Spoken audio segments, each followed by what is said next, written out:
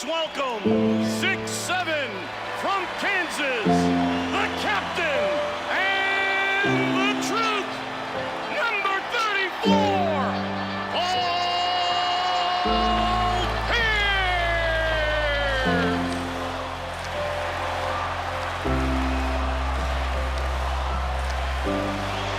Oh, man. You know, thank you guys so much. You know, you have people along this journey. You don't know why they're in your life. I didn't realize it until the journey was over. And I was able to be around some very special people. A lot of them are in here tonight. These are people who I feel that are very instrumental at me getting here today. My mother, she's a single parent, 3 boys, hardworking. She sacrificed, she loved, she did anything she could. Mom, you made me the man I am today. And I appreciate that.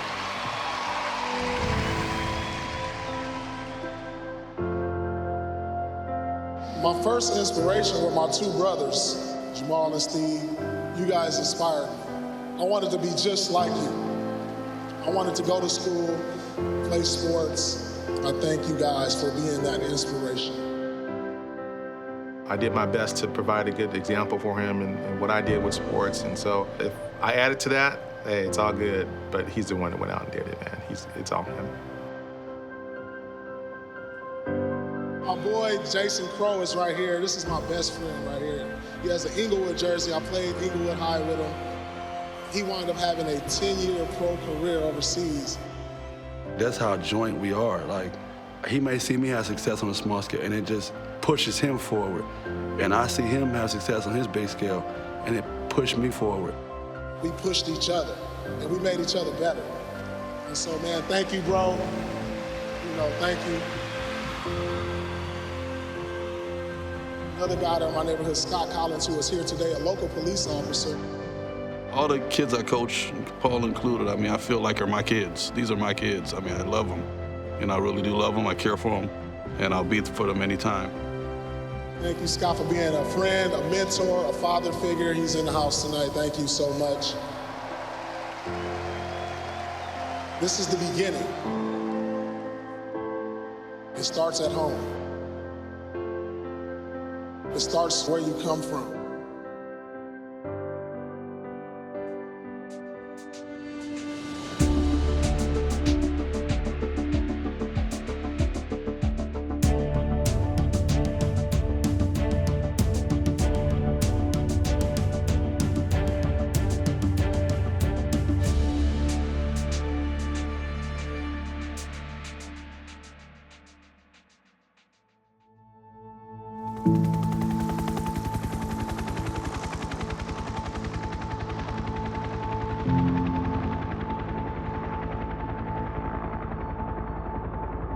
Inglewood was very rough back then.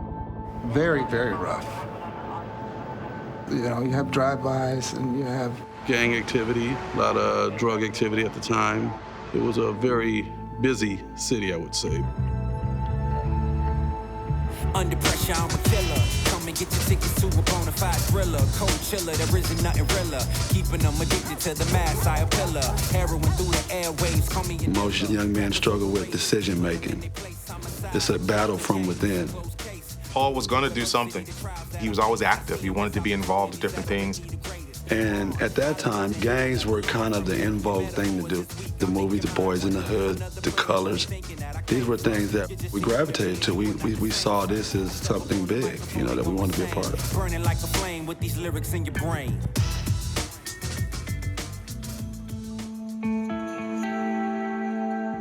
So, you know, to keep a kid away from all that, you have to be very watchful. His mother was very conscious of having him be mentored by men that had the authority to do it, had the capacity to do it, and were respected.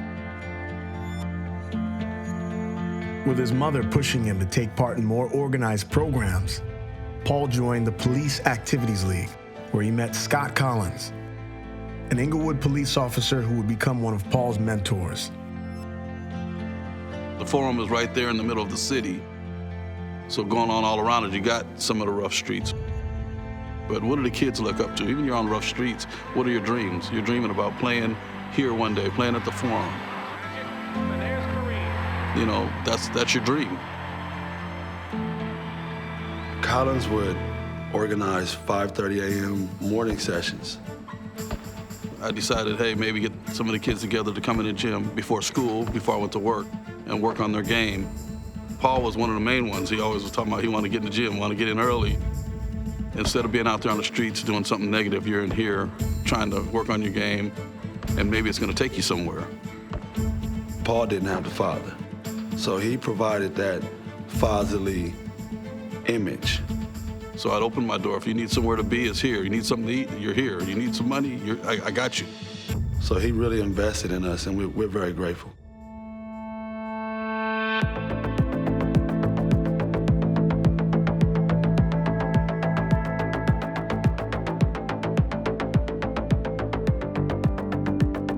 Inglewood High School at the time, enrollment was up. It was 2,400 students.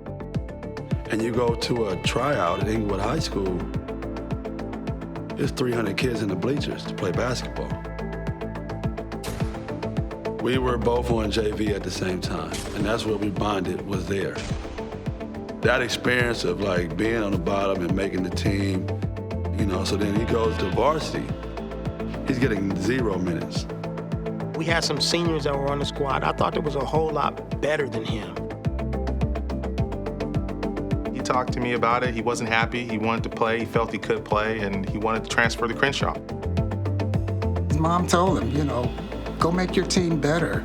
You know, you don't need to go where there's a better team. Why don't you make Inglewood better? Put Inglewood on the map if you want to do something.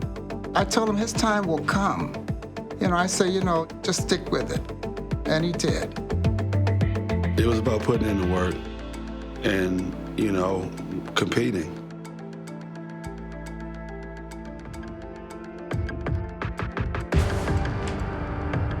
Rogers Park was a place that you sort of had to get your battle scars. I might go get a tattoo, Rogers Park. Seriously, because so many memories. Rogers Park was a place you go, and it was a rite of passage. We had Steve Smith come by there, Harold Miner. You got a chance to play against adults, and you come out there and you learn to play kind of like pressure basketball right there. Playing with older guys and really driving that competitiveness in him was awesome. So it built our character as competitors. For us to grow up there and be able to elevate ourselves to where we got respect there young, that made us believe that we can do things at our high school.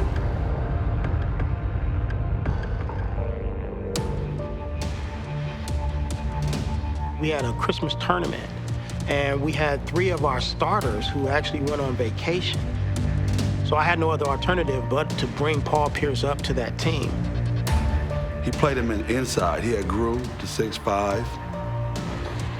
And he kept the attitude that he could go inside or outside. And he goes for 20 points 3 days in a row. And Paul never got out of the lineup from there. I mean, it was no looking back for him, and I was like, Patrick, what are you doing? Because this kid can flat out play basketball. In Paul's junior year, he led the Sentinels to a 30-win season and a division title.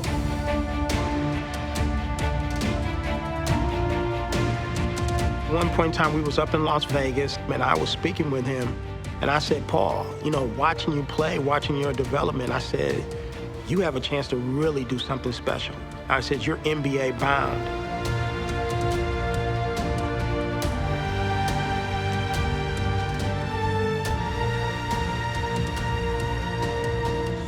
I remember us talking growing up, and we never talked about pro. We never did. We just talked about being the best we can be and giving ourselves a chance to go to college. My older brother being involved and then Paul getting to see both of us and see what we've done. So he's got, something to look up to, something to shoot for, because they've set the bar for him. So what are you going to do now? As a senior, Paul Pierce became the #1 high school prospect in the state of California, earning him a spot in the 1995 McDonald's All-American Game.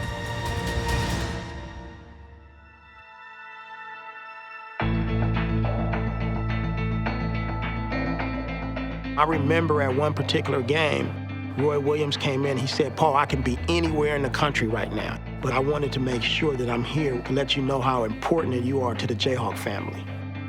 My brother and I would tell him, you don't go where you want to go. You go where they want you. So he listened to that and he went to Kansas. From the type of coach Roy Williams was, I thought it was a great fit. It was the best thing for his career to go to the University of Kansas. I always felt he was the best player on the team from the minute he stepped on the floor.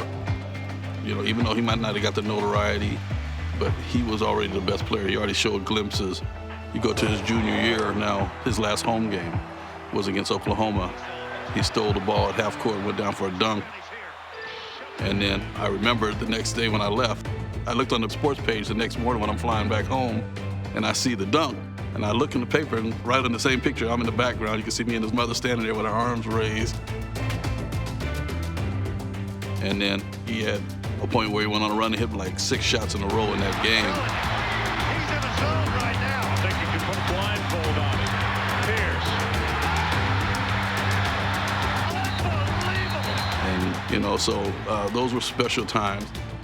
I felt him now, next step, going to the pros. I thought he could be one of the greatest small forwards ever.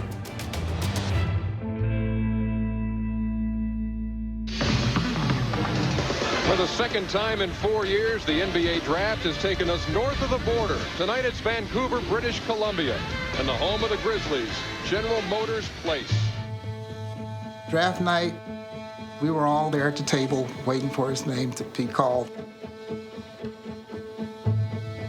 Knowing how he prepared and had excellent workouts, we knew he was going to be a top 5 pick. He thought he would go 3rd, and we all did. Clippers took Aloe Candy, Vancouver took Bibby. At the 3rd pick, the camera was at our table and at Rafe LaFrance's table, which was right across from us. So it was like, uh-oh, who are they picking? And then Denver picked LaFrance. And each time it wasn't called, you agonize. And I walked up to Paul, whispered in his ear. I said, "Hey, man, I know you're hurting, but all those teams that passed you, you get to see them on the floor. Take it out on them then." With the 10th pick in the 1998 NBA draft, the Boston Celtics select Paul Pierce from the University of Kansas. And he vowed, those 9 teams that didn't pick me, I'm going to beat all of them when I run across it. Everyone was another log on the fire for him that fueled his competitiveness. But when he got drafted to the Celtics, it was just like exciting because it was like, wow, the Celtics. When he could have went to a franchise that had no history, no legacy, and he ended up going to one of the great franchises of all time. Man, you're going to be in Boston, around Red, around Bill Russell, Heinsohn, all these guys that are still around the team. I think Boston was big. I think that was the place he needed to be. Boston was one of the best places in the world to be a basketball player. Inglewood colors were green and white, so when he got drafted and went to Boston, I said, dude, nothing changed. You're still in the green and white, so you're comfortable.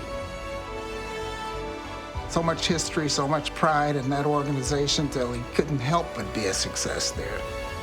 It was just a great opportunity.